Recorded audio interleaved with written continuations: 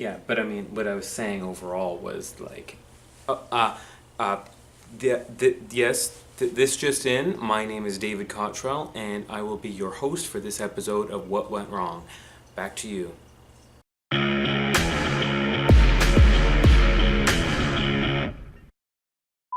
An interesting thing that I noticed while reading and reviewing past news articles is that the plot usually is the same. The only thing that really changes are the intricate little tiny details, like the characters at play.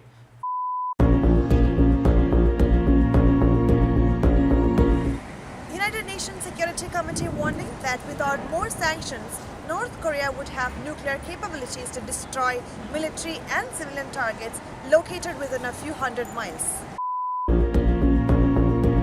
World leaders demanding military action in the Middle East to end nuclear hostility from Soviet Union. If the treaty is required. Now, I'm not debating that impending doom or a world war or nuclear holocaust is not news. That is kind of important. Things that are a threat to you are things that I personally would like to be informed of. What I am saying, though, is there is an oversaturation of this type of news. For example, these are all the things that can kill you.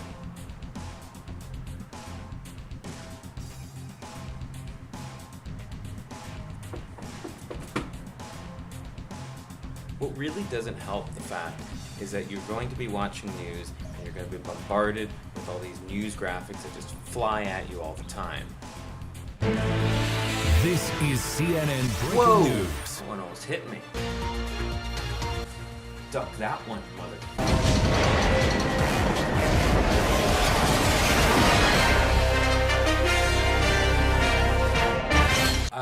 Okay, so that one was actually from the Onion News, which is a parody news source. I feel kind of sad to have to say that because in today's state of affairs, they are inadvertently becoming more prophetic than parody. But back to the main point, which is the news graphics. They are important to set up an interesting story. However, when they're overused, they become very annoying. Now, I understand when sports channels use the flashing and the video game-like overlays because they're trying to hype you up for a game, which is usually exciting, unless you're watching baseball, curling, or golf, in which case, good luck. The main usage of the graphics, though, is to keep you looking at the screen. Motion creates commotion sort of idea, the most bombastic of which are used for breaking news stories or big updates to something that has previously happened in the day that you are now receiving updates for. The reason I'm focusing, though, on these graphical overlays is because it represents a much bigger problem. News is focused more on the presentation rather than the content, which leaves viewers in this confused state, wondering because their questions are never quite answered. But the news keeps you in this limbo because they want you to be glued to that screen. They want you to be watching their channel for any frequent updates. And because of this actually leads to my other next point. Now, in my opinion, marketers are kind of a fun bunch of people. Now, people have to get paid, whether they're in front of the camera or they're behind it. And with that comes the need for monetary funding. So where are you going to get that monetary funding from? Well, usually from advertisers. But with advertisers can come conditions. This might cause some stories to be shelved or hidden away while others are more prominent. An example of stories that would be shelved would be if a company, let's say, was caught up in some sort of scandal.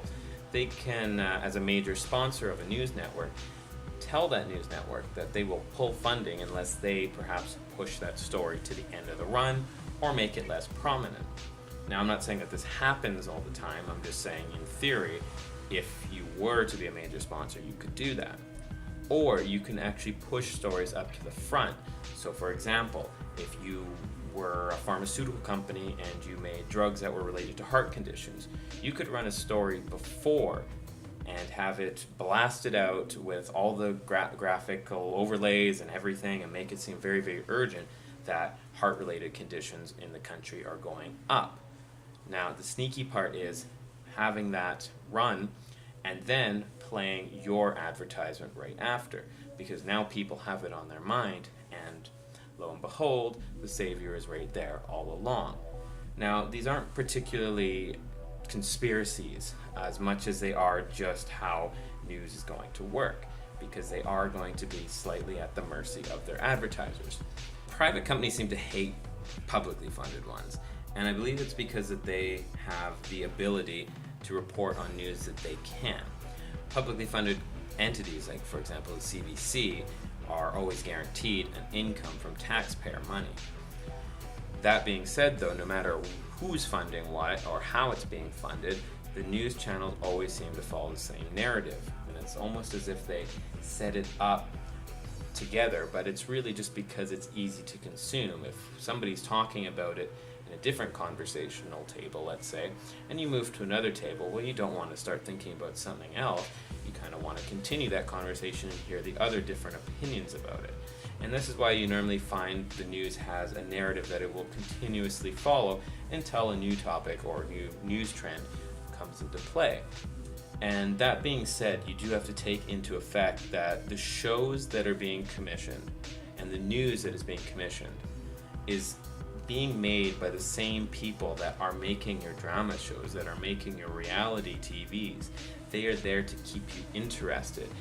And it's not a conspiracy, but rather a reflection of the competition in the broadcasting world. Because what you need to understand as well is better content means higher viewership. And the higher viewership that they get means more funding. So in that regards, that means more money. And the more money that they make, the more that they can expand, the more that they can produce better TV shows, better content, and hopefully they could perhaps produce better news stories. Will that happen? It's not very likely. It'll still probably be the same old. One other point I want to kind of talk about is just in regards to why news focuses so much on negative news stories instead of positive. I would argue that breakfast television is usually the positive output of that. With negative news stories, it's a bit of a psychological trick that they're playing on you.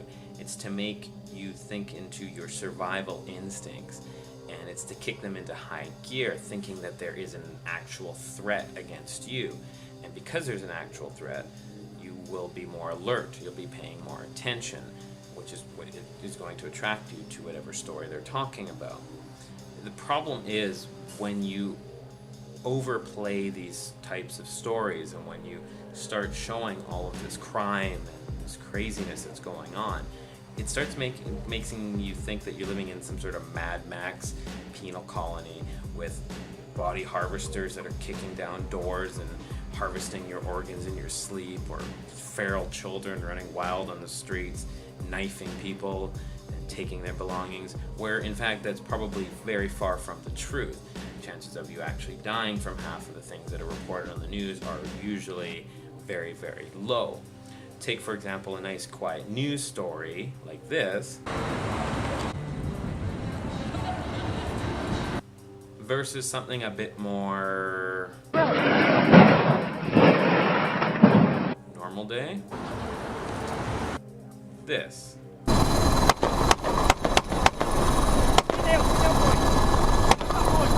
But no matter what, horrific things turn heads. It keeps you glued to the TV. You want to see what happened next. You have questions, you want answers, or at least you just want to see what the ending is. It's the same reasoning that you will continuously watch your favorite TV series. Now, that being said, I think it's a positive thing that we don't normally see everyday good deeds as something that needs to be featured, because if we did, I would argue that that means that they don't happen at all, or at least enough. You know, living in this normality allows us to recognize what is bad and what we don't want happening to us. So if we had to always see positive things, I think that we would undervalue them when immensely positive things actually occur. But that's all the time we have for this episode. I know, so sad, so sorry, but please let us know your thoughts. We'll have another episode out soon enough. Right now, we're still tweaking a few things. We're just experimenting. Just trying to get our bearings on what we're trying to do. So you're going to see a lot of changes from each episode, most likely. So don't freak out if there's something that you absolutely hate, because it doesn't mean that it's going to stay there. It might actually quite frequently change. But overall, please let us know your thoughts. Check out the other videos and stay up to date with us. We have Twitter, we have Facebook, we have Instagram, all those fun social media stuff. So you can check it out. All the descriptions are in the link. And I don't know if we're even going to have a flashy outro or anything like that. But until next time, have a good one.